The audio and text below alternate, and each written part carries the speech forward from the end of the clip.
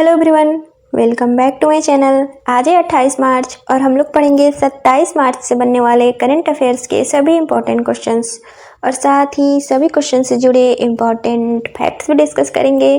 तो चलिए स्टार्ट करते हैं आज का सेशन। आज का पहला सवाल है, हाल ही में विश्व पर्पल दिवस कब मनाया गया है? तो हर साल 26 मार्च को विश्व पर्पल दिवस के रूप में मनाया जाता है।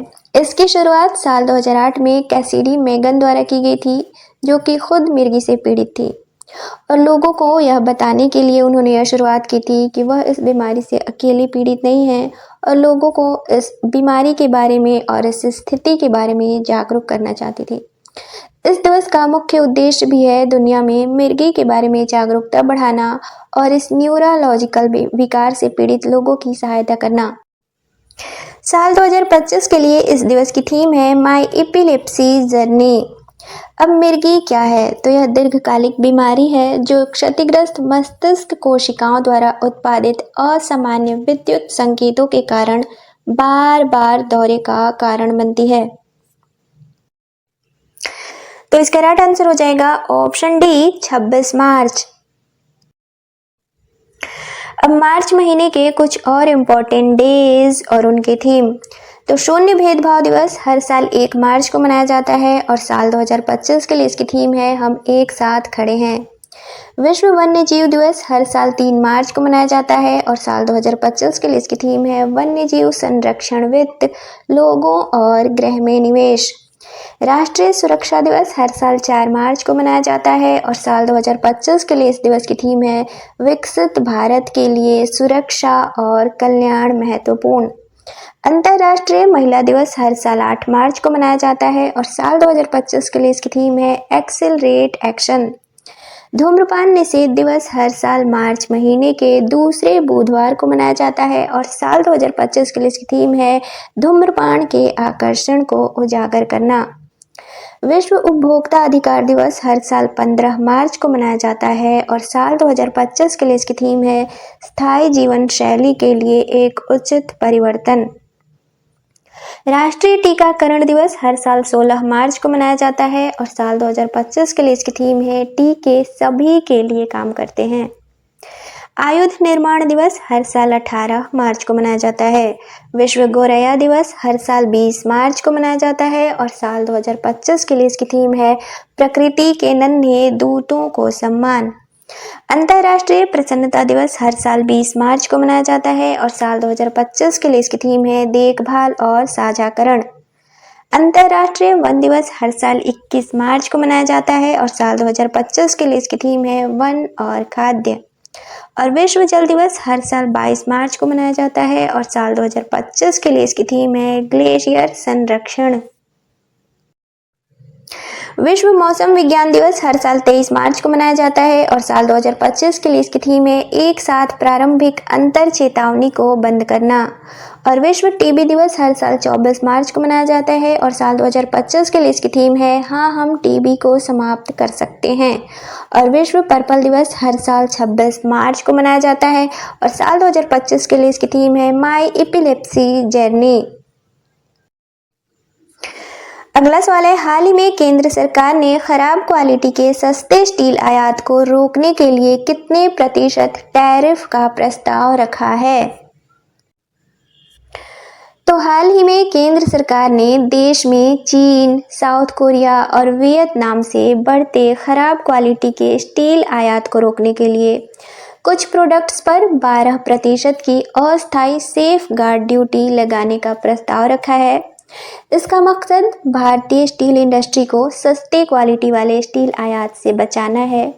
दरअसल हाल ही में अमेरिका की ओर से आयातित स्टील उत्पादों पर टैरिफ बढ़ाने की वजह से दूसरे देशों से भारत में खराब क्वालिटी के स्टील का निर्यात बढ़ गया था। तो इसलिए लगभग 200 दिनों तक 12% की अस्थायी सेफ गार्ड ड्यूटी लगाने की केंद्र सरकार की तरफ से सिफारिश की गई है। तो इसका राइट आंसर हो जाएगा ऑप्शन ए, 12%। अगला सवाल है, हाल ही में भारत में वरिष्ठ नागरिक आयोग स्थापित करने वाला पहला राज्य कौन सा बना है? तो हाल ही में केरल देश में वरिष्ठ नागरिक आयोग स्थापित करने वाला देश का पहला राज्य बना है। हाल ही में केरल राज्य सरकार द्वारा वरिष्ठ नागरिक आयोग विधेयक 2025 पारित किया गया है। इसी के तहत इस वरिष्ठ नागरिक आयोग की स्थापना की गई है। इसका उद्देश्य है वरिष्ठ नागरिकों के पुनर्वास, संरक्षण और उनके सशक्तिकरण को सुरक्षित करना। इस कानून के तहत आयोग बुजुर्गों के अधिकारों की रक्षा, कल्याण और पुनर्वास पर ध्यान केंद्रित करेगा। अब केरल, तो ये हो जाएगा मैप में केरल। केरल की राजधानी है तिरुवनंतपुरम। यहाँ के वर्तमान सीएम हैं पिनरई विजयन। यहाँ के वर्तमान गवर्नर हैं राजेंद्र विश्वनाथ अर्लेकर। केरल को मसालों का राज्य भी कहा जाता है। केरल का सबसे बड़ा शहर है कोच्चि और कोच्चि का जुड़वा शहर है एर्नाकुलम। हाल ही में दुनिया की सबसे तेज मौसम चेतावनी प्रणालियों में से एक कवचम केरल सरकार द्वारा लॉन्च किया गया है। तो इसका राइट आंसर हो जाएगा ऑप्शन बी, केरल। अगला सवाल है, हाल ही में संगीत कला निधि पुरस्कार 2025 से किसे सम्मानित किया गया है? तो हाल ही में कर्नाटक के वायलिन वादक आर.के. श्रीराम कुमार को संगीत कला निधि पुरस्कार 2025 से सम्मानित किया गया है। संगीत कला निधि पुरस्कार कर्नाटक संगीत का सर्वोच्च सम्मान है। इस अवार्ड में सम्मान के तौर पर एक स्वर्ण पदक, प्रशस्ति पत्र और 1 लाख रुपए दिए जाते हैं। इस अवार्ड की शुरुआत साल 2005 में की गई थी। यह अवार्ड संगीत अकादमी द्वारा दिया जाता है। तो अब शॉर्ट में संगीत अकादमी को जानते हैं। तो संगीत अकादमी कर्नाटक संगीत और शास्त्रीय नृत्य के लिए भारत का सम्मानित संस्थान है। इसकी स्थापना साल 1928 में की गई थी। इसका हेडक्वार्टर चेन्नई में है और इसके वर्तमान अध्यक्ष हैं एन मुरली। तो राइट आंसर हो जाएगा option A, R K. Shriram Kumar. तो अब साल 2025 के लिए संगीत अकादमी द्वारा कुछ और श्रेणियों में अवार्ड दिए गए हैं, उसे देखते हैं।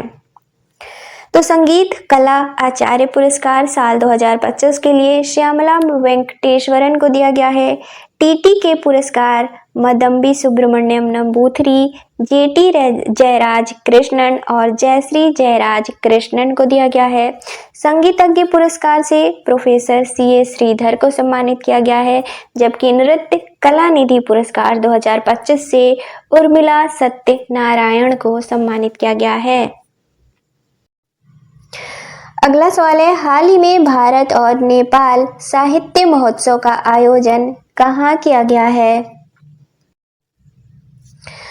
तो हाल ही में भारत और नेपाल के बीच साहित्य सांस्कृतिक महोत्सव मथुरा में संपन्न हुआ है, जिसका आयोजन 21 से 23 मार्च 2025 तक किया गया था, जो कि उत्तर प्रदेश ब्रज तीर्थ विकास परिषद की सहयोगी संस्था गीता शोध संस्थान तथा क्रांतिधरा साहित्य अकादमी मेरठ द्वारा इस महोत्सव का आयोजन किया गया था।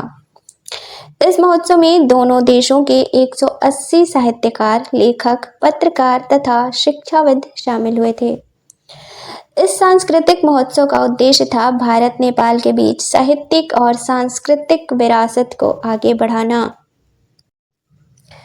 तो राइट आंसर हो जाएगा ऑप्शन बी, मथुरा। अगला सवाल है, हाल ही में ब्रिटिश फिल्म इंस्टीट्यूट फेलोशिप से किसे सम्मानित किया गया है? तो राइट आंसर हो जाएगा ऑप्शन बी, टॉम क्रूज। अगला सवाल है, हाल ही में भारत और यूरोपीय संघ के बीच चौथी समुद्री सुरक्षा वार्ता कहाँ आयोजित की गई है? तो हाल ही में भारत और यूरोपीय संघ के बीच समुद्री सुरक्षा वार्ता नई दिल्ली में संपन्न हुई है, जो कि 21 मार्च 2025 को यह वार्ता हुई थी। इस वार्ता में दोनों पक्षों के बीच समुद्री सुरक्षा को बढ़ावा देने, अवैध समुद्री गतिविधियों पर रोक लगाने और महत्वपूर्ण समुद्री बुनियादी ढांचे की सुरक्षा जैसे मुद्दों पर सहमति जताई गई है। इस वार्ता में भारतीय प्रतिनिधिमंडल का नेतृत्व मुआन पुइसैयावी तथा यूरोपीय संघ के प्रतिनिधिमंडल का नेतृत्व मेसिएज स्टाडेजेक द्वारा किया गया है। साल 2023 में इसकी तीसरी वार्ता 5 अक्टूबर 2023 को ब्रुसेल्स में आयोजित की गई थी। तो राइट आंसर हो जाएगा ऑप्शन ए, नई दिल्ली। अब कल के क्वेश्चंस का रिवीजन करेंगे। कल का पहला सवाल था, हाल ही में विश्व टीबी दिवस कब मनाया गया है? तो इसका राइट आंसर था ऑप्शन डी, 24 मार्च। अगला सवाल था, शिग्मो महोत्सव का संबंध किस राज्य से है? तो इसका राइट आंसर था ऑप्शन डी, गोवा। अगला सवाल था, हाल ही में केंद्र सरकार द्वारा नए वित्त सचिव कौन नियुक्त किए गए हैं? तो इसका राइट आंसर था ऑप्शन ए, अजय सेठ।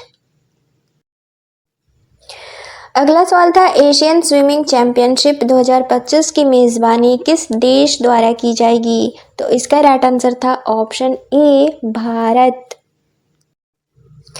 अगला सवाल था, हाल ही में भारतीय सांस्कृतिक निधि के अध्यक्ष कौन नियुक्त किए गए हैं? तो इसका राइट आंसर था ऑप्शन ए, अशोक सिंह ठाकुर।